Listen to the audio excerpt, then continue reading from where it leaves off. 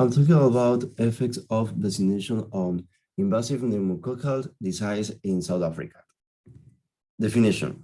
Invasive pneumococcal disease is defined as an infection confirmed by the inhalation of Streptococcus pneumoniae from a normally sterile site.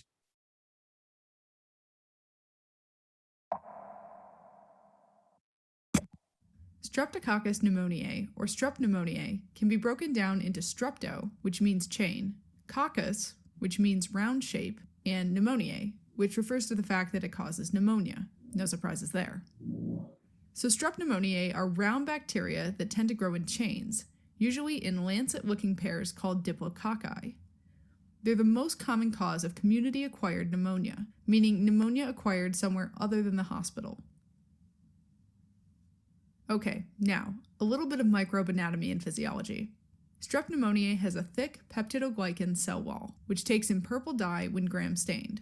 So this is a gram-positive bacteria. They're non-motile and don't form spores, and also they're facultative anaerobes, meaning they can survive in both aerobic and anaerobic environments. Finally, they're catalase negative, which means they don't produce an enzyme called catalase. Sign up for a free trial today and watch the full video on osmosis.org. Application in medicine.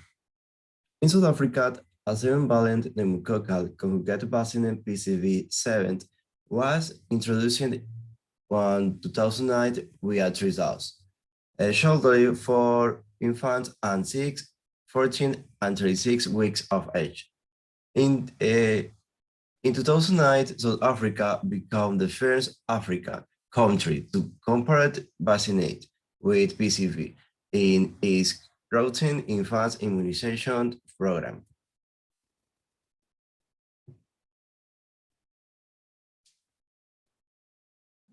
Today, the biggest killer of children is not HIV or malaria, but pneumonia, killing nearly 1 million children under the age of 5 every year. In 2011, Kenya became one of the first African countries to add to existing immunization programs a powerful new weapon against pneumonia, the pneumococcal conjugate vaccine. Here in the coastal town of Kilifi, scientists at the Wellcome Trust Kenya Medical Research Institute have been carrying out research to measure the impact of the vaccine.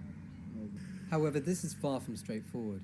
There are many causes of pneumonia, and as Juliet Otieno, Clinical Research Training Fellow, explains, most diagnoses are based on clinical observations and so offer no clues as to the cause. We use the signs and symptoms that the children present with to decide whether or not we think this child is suffering from pneumonia.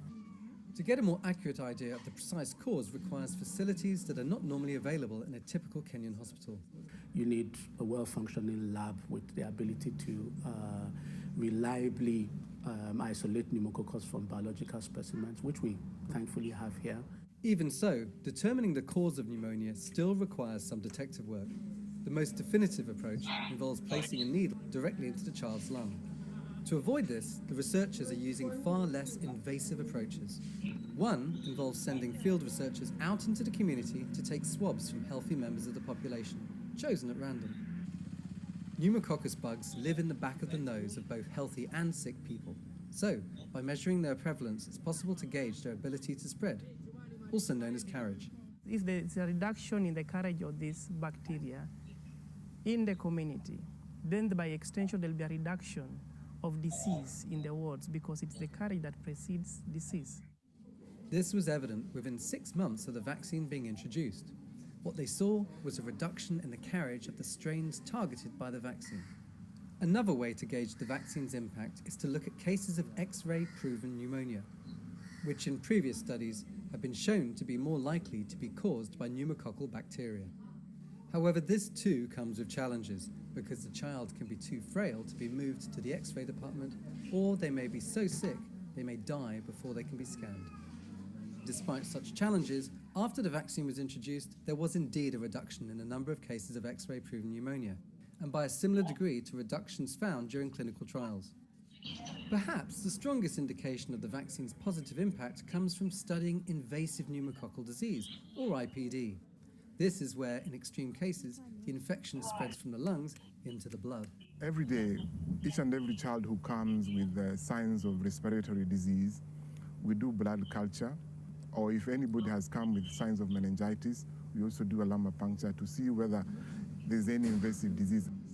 Prior to the introduction of the vaccine, they used to see about 40 to 50 cases of IPD every year. This was just the tip of the iceberg, representing only the most extreme cases.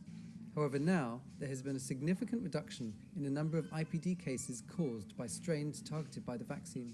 When we introduced the vaccine, the number of cases fell quite rapidly. We have seen one case in 2 years. So that's a very dramatic change in the epidemiology of the disease. Essentially, we're at the point where we think that that disease is controlled. It's almost gone.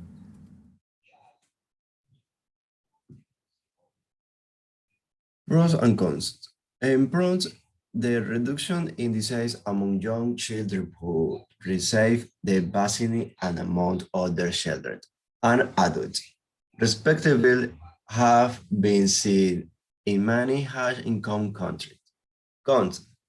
The vaccine still cannot be distributed to all infected people, so disease caused by not vaccinated serotypes increased by 30%.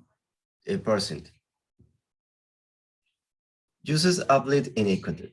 In Ecuador in 2011, pneumonia was reported to be the first cause of morbidity in the general population and the second cause of death in children, becoming a public health problem. Current vaccination strategy in the country force not cover all circulating serotypes. Hence, the importance of expanding serotypes covered with the trivalent vaccine.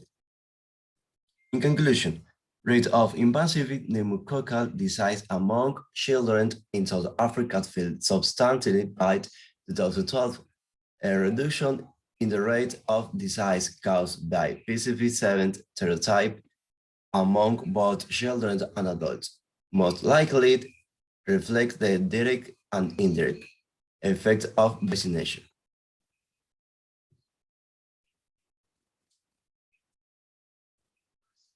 Hi, I'm Dr. Matt O'Toole, and I want to talk to you about the National Pneumococcal PPV-23 immunisation programme and how you can stay healthy and prevent pneumococcal infection. Pneumo, or invasive pneumococcal disease, is a major cause of illness and death in Ireland, particularly among the very young, the elderly, and those with a weakened immune system. Research highlights that 60% of people in Ireland are unaware that pneumococcal disease is vaccine preventable. Pneumo is caused by a common bacterium, Streptococcus pneumoniae, which can infect different parts of the body. Pneumococcal infection is a major cause of pneumonia in the community and can cause serious problems like sinus, ear, lung, blood, and brain infections. Like the common cold, pneumococcal infection is spread by close contact through sneezing and coughing. This can cause many types of illnesses that range from mild to very severe. When pneumococcal bacteria spreads from the nose and throat to ears or sinuses, it generally causes mild infections, but when it spreads into other parts of the body, it can lead to severe health problems like pneumonia and meningitis. Invasive pneumococcal disease is a very serious illness. Of those who develop an invasive infection, 1 in 4 will get pneumonia, 1 in 4 will get meningitis, and 1 in 10 will die. Everyone is at risk of pneumo disease, but the biggest risk factor is age. Although most over 65s are fit and well and may believe they do not require the vaccine, it offers the best shot against pneumococcal infection. In addition to age, other risk factors include having diabetes, asthma, heart disease, and a weakened immune system. Prevention of disease through our national immunisation programme is more important than ever. Pneumococcal vaccines, which can help protect certain populations against pneumococcal disease, are available through the national PPV-23 immunisation programme. The vaccine is free of charge for those for whom it is officially recommended, such as people over the age of 65 and the identified at-risk groups. The vaccine can be received when you're getting your annual flu vaccination or any other time that you visit your doctor's surgery. To find out more about pneumococcal disease and how you can protect yourself, speak to your doctor or pharmacist today, or visit pneumo.ie.